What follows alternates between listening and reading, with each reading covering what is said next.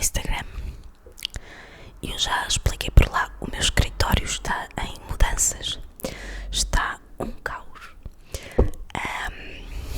Porque... Porquê? Porque estava a ficar sem espaço para colocarmos as coisas todas que nós gostamos. Os Funko, os Pops, os nossos livros, os nossos artigos que temos de colecionar, de coisas de séries, etc. Eu também estava a ficar sem espaço para a minha maquilhagem, para o local onde eu gravo os vídeos. Portanto, está a ser necessário fazer ali uma remodelação. Então está impossível de gravar ali. Portanto, estamos aqui na sala, em modo confortável, com uma mantinha. Espantem-se, eu descobri que afinal os vizinhos de cima, o típico barulho dos vizinhos de cima, é dos vizinhos de baixo. Xará. Quem conhece a saga dos vizinhos de cima e do barulho que eles fazem, afinal, esse barulho vem dos vizinhos de baixo. A não ser quando as portas abrem e fecham, aí é dos vizinhos de cima.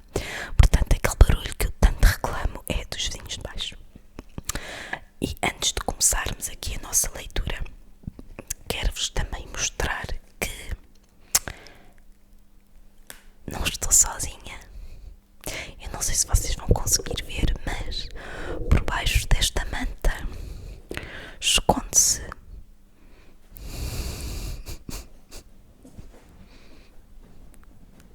um cão. O que foi? Diz olá às pessoas. Dá beijinho, Bruna. Beijinho. Não vires a cara às pessoas, Julieta. Queres o microfone? Ela vai dormir outra vez, vá, anda. Portanto, vocês querem vídeos com a Julieta, mas isto aqui é assim.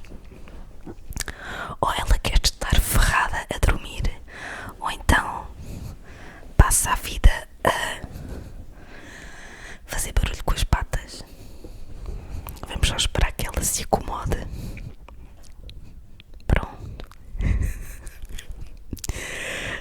Vamos então. Bem, mais caseiro do que isto não podia ser, não é? Aqui estou eu com o meu belo penteado de andar por casa, sem maquilhagem.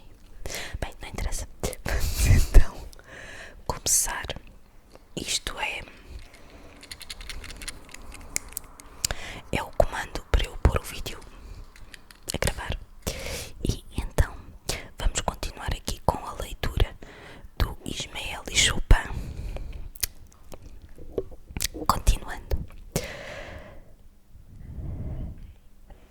Para quem perdeu a primeira parte do livro, vou deixar aqui o link. Eu vou dividir este livro em 3, portanto este é o segundo de 3 leituras.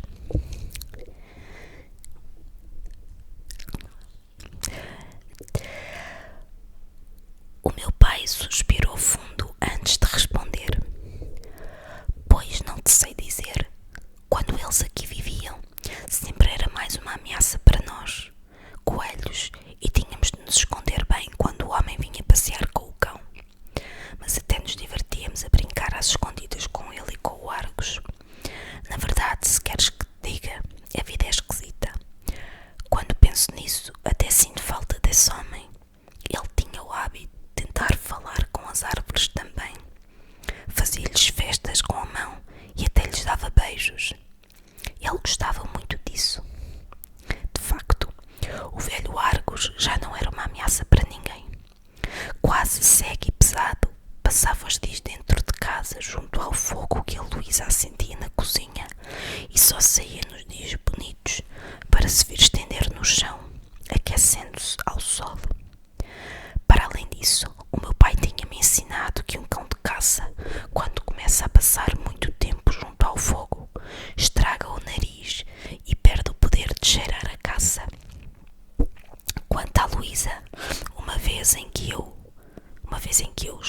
esquecendo os conselhos do meu pai, atravessava despreocupado o jardim, acabei por me enfiar debaixo das pernas dela, quase fazendo a velhota tropeçar e morrer de susto. Sai daqui, coelho de um raio que ainda te mato com a vassoura, resmungou ela furiosa, endireitando as saias. Movido pela curiosidade, ganhei o hábito de começar a visitar a casa. Ao princípio não passava do jardim e da horta, aproveitando para recolher bocados de couves ou outros legumes que a Luísa tinha deixado cair entre a horta e a cozinha. Depois, pouco a pouco, mas cada vez com mais atrevimento, comecei a aproximar-me da porta, a espreitar lá para dentro e a observar com muita atenção o que lá se passava e o que faziam a Luísa e o Argos. Um dia, em que ambos estavam lá fora, até me arrisquei a entrar na cozinha. Roubei uma cenoura de um cesto no chão e consegui ver, por uma porta aberta, uma sala que estava na penumbra, cheia de sofás, mesas, cadeiras e um grande móvel escuro com uma forma estranha, que não fazia ideia o que seria. Mas houve um dia verdadeiramente especial e que eu nunca mais esquecerei. Era no final de tarde, no outono, um outono que estava a ser muito bonito, com dias em que a chuva alternava com um sol magnífico e as folhas das árvores estavam cor de cobre, antes de caírem no chão e formarem uma espécie de tapete onde sabia bem andar. Eu estava a dar a última volta do dia à procura de qualquer coisa que pudesse levar para jantar na toca, quando, aproximando-me da casa, ouvi um som surpreendente.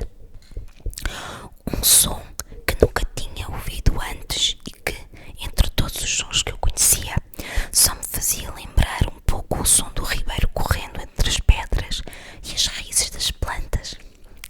Mas este era um som muito mais harmonioso e profundo, que ora parecia alegre, ora parecia triste, e que me deixou preso de encantamento. Parei onde estava e fiquei ali, escutando aquele som e desejando que ele nunca mais acabasse. O som vinha de dentro de casa, saía pela porta e subia no ar, parecendo ficar a flutuar sobre todas as coisas, como o voo das águias. Eu estava tão espantado que não conseguia sequer mexer-me, mas depois era tanta a curiosidade para saber o que era aquilo que corri à procura do meu pai e quando o encontrei puxei-o pela pata, quase o arrastando, e disse-lhe: "Pai, venha ouvir isto, é uma coisa incrível, diferente de tudo o resto que nós conhecemos." E quando chegámos junto à casa, vi que o meu pai fechou os olhos ao ouvir aquilo e sorriu, como se há muito estivesse preparado para uma coisa assim. Ah, que saudades! Que saudades de ouvir isto outra vez. Mas o que é isto, pai? Que som é este? Ele abriu os olhos e sorriu de novo. Isto, filho, é a melhor coisa que os homens são capazes de fazer. Já uma vez falei disto, mas não te deves lembrar. É isto, chama-se música, e só alguns pássaros é que são capazes de imitar, mas não desta forma tão extraordinária como a música dos homens. E para que serve a música, pai? Pois, isso é que é fantástico. Se pensarmos bem, a música não serve para nada. De todos os sons da natureza, é o único que não se sabe para que serve. As conversas servem para nós nos entendermos uns com os outros, os animais com os animais, as árvores com as árvores, os homens com os homens. O silêncio serve para descansarmos do ruído das conversas, para ouvir os outros sons, para pensar na vida. Mas a música, para que serve a música? Não serve para nada, só para ouvir. E o que é extraordinário é que tenham sido os homens a inventar a música, eles que tanto falam e que vivem rodeados de tanto barulho, que é um som que destrói todos os outros sons da natureza. E é sempre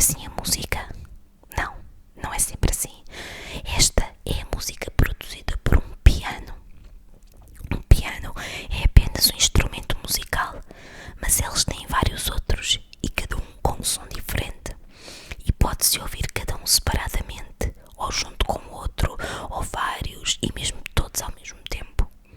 Este som que ouves é só o do piano da casa. A mulher que lá vivia costumava tocar todos os fins de tarde, e também eu costumava vir aqui ouvi-la. E agora estou curioso. Será que ela voltou? Não, a mulher não tinha voltado, nem o homem que costumava passear com Argos. Eu soube isto porque alguns dias depois escutei uma conversa entre a Luísa e outra mulher chamada Gertrudes, que tinha vindo visitá-la. Agora temos cá um hóspede, disse a Luísa à amiga em tom de mistério. Ah, sim, e quem é ele? É um músico polaco chamado Chopin. Está muito doente, passa o dia a tossir, mas ao fim da tarde e à noite senta-se ao piano e fica a tocar horas de seguida. E o que é que faz ele aqui? É amigo da minha senhora e parece que ela lhe emprestou a casa para ele ficar aqui a recuperar-se da sua doença. Bem, sempre é melhor para si, Luísa. Assim já não está sozinha neste casarão que nem os coelhos visitam. Depois de ouvir isto, eu criei o hábito de todos os fins de tarde vir até à casa escutar a música do Sr. Chopin. Ao princípio, ficava ainda um pouco afastado, com medo de que a Luísa ou o Argos me vissem e corressem atrás de mim. Mas depois, e quando percebi que não havia mais ninguém por ali, comecei a aproximar-me cada vez mais, até me vir encostar à porta que dava para o terraço e que o Sr. Chopin deixava sempre aberta. E às vezes ganhava coragem para espreitar para dentro de casa e vi-o sentado ao piano, curvado sempre sobre ele, os cabelos despenteados. E às vezes ganhava coragem para espreitar para dentro de casa e vi-o sentado ao piano, curvado sempre ele, os cabelos despenteados, a cara muito séria e mesmo triste, e as mãos de dedos compridos que corriam sobre o piano como se não pertencessem ao corpo. Como se não pertencessem ao corpo dele e tocassem sozinhas. Havia momentos em que ele suspendia as mãos sob as teclas, levantava a cabeça e olhava para o teto de olhos fechados, e depois, muito lentamente, a música recomeçava e ele voltava a deixar descair a cara sobre o piano, mas sem nunca abrir os olhos. O meu pai tinha razão. Aquilo, a música, era uma coisa extraordinária. Não havia nada comparável no mundo que eu conhecia. Nenhum som se assemelhava àquele. Nenhuma coisa que eu conhecesse ou tivesse já visto me dava aquela sensação, ora de alegria, ora de tristeza, ora de qualquer coisa mais profunda que eu não conseguia explicar. A partir daí, a minha vida mudou. Eu era um coelho que vivia na floresta como até aí. A minha vida era a de um coelho normal, desde que acordava até que o sol se começava a pôr. Eu cuidava da minha toca, procurava comida, brincava com os meus irmãos e até ao ribeiro beber água, permanecia atento aos perigos e aos meus inimigos. Mas a partir do final do dia, tinha uma vida que ninguém mais, em toda a floresta, tinha igual.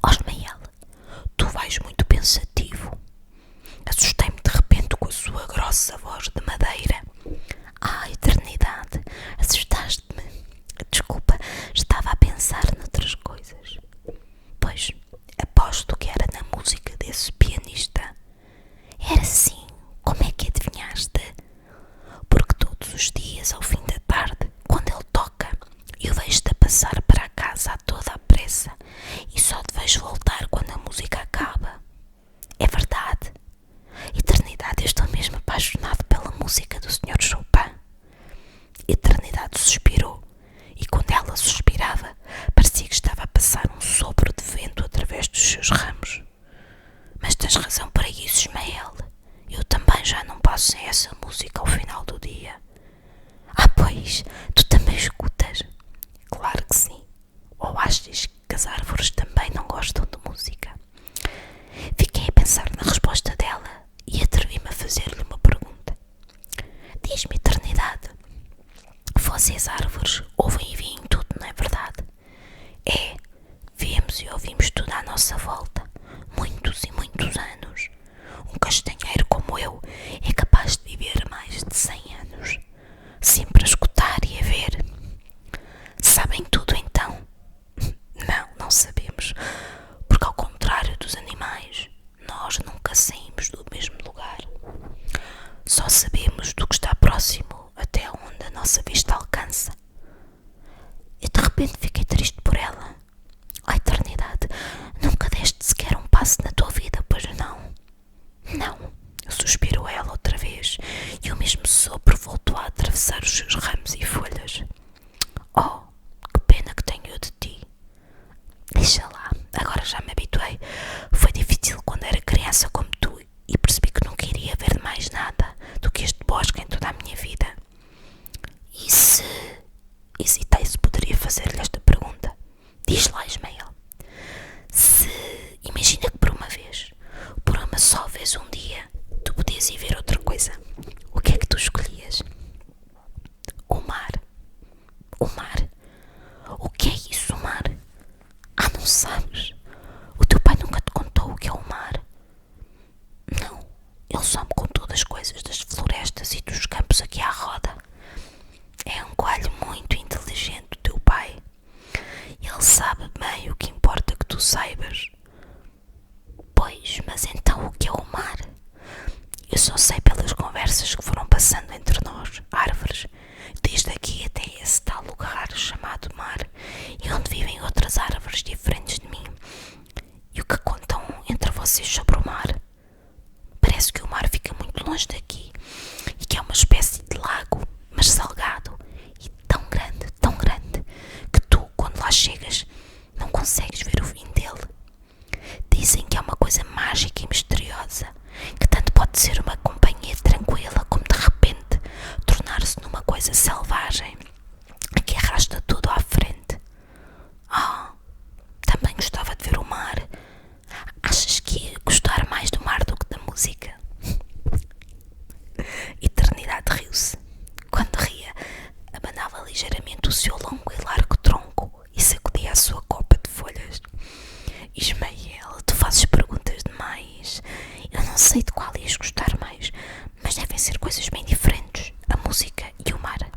É como se comparasse a lua com o vento. De qual gostas mais? Eu acho que, mais do que tudo, gosto da música. Não me perguntes porquê. Ela riu-se outra vez e eu cumprimentei-a e fui andando para a toca, porque já era quase de noite. Então, eu criei aquele hábito de todas as tardes vir caminhando até à casa grande, com todas as cautelas, e instalar-me junto à varanda de onde podia ouvir o Sr. Chopin tocando piano. Por nada deste mundo eu trocava aqueles fins de tarde e a ninguém tinha contado o meu segredo, porque o meu pai tinha-me ensinado que a música, quando é verdadeiramente grandiosa, tem de ser escutada a sós e em silêncio. No princípio eu tinha muito cuidado para não me aproximar demasiadamente da varanda da casa, não fosse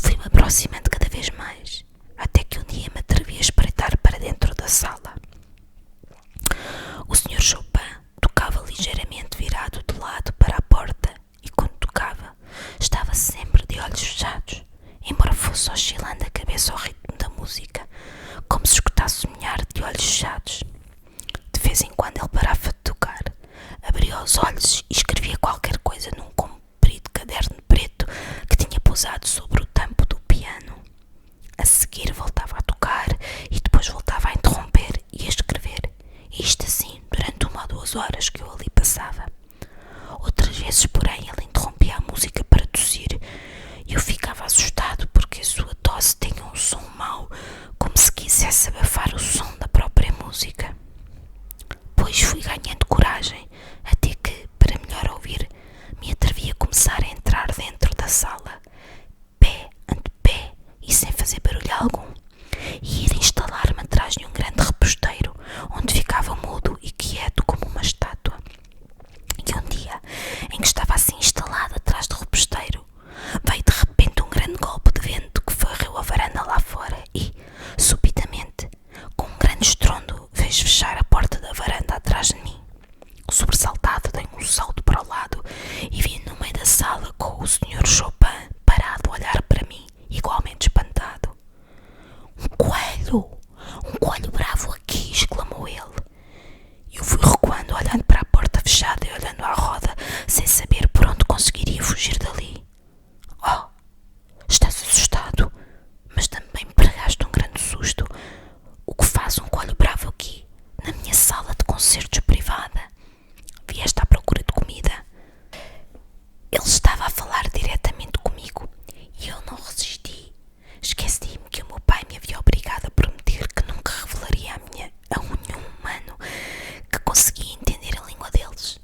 É para a tua própria segurança e da nossa família, tinha-me dito o meu pai, mas na atrapalhação do momento esqueci-me da promessa e antes que me desse conta do que estava fazendo, abanei a cabeça em resposta à pergunta do Sr. Chopin.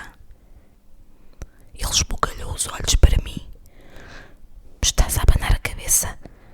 Estás a dizer que não vieste à procura de comida? De novo esqueci-me do conselho do meu pai. A sua voz era tão envolvente, como se ela mesmo fizesse parte da sua música, que eu respondi abanando outra vez a cabeça. Oh, que coisa extraordinária! Estás a responder-me? Percebes então o que eu digo? Já era tarde demais para disfarçar. Fiz que sim, abanando a cabeça de cima para baixo. Ele esfregou os olhos como se quisesse acordar de um sono ou um pesadelo. Deixa-me lá ver então se endoideci de vez. Percebes a minha língua, mas não consegues falá-la. É isso? Abanei outra vez a cabeça, fazendo que sim. Minha Mãe Santíssima! E o Sr. Chopin, dizendo isto, meteu os dedos entre os cabelos, agora em completo desalinho, e assobiou baixinho. E, sendo assim, chegámos ao fim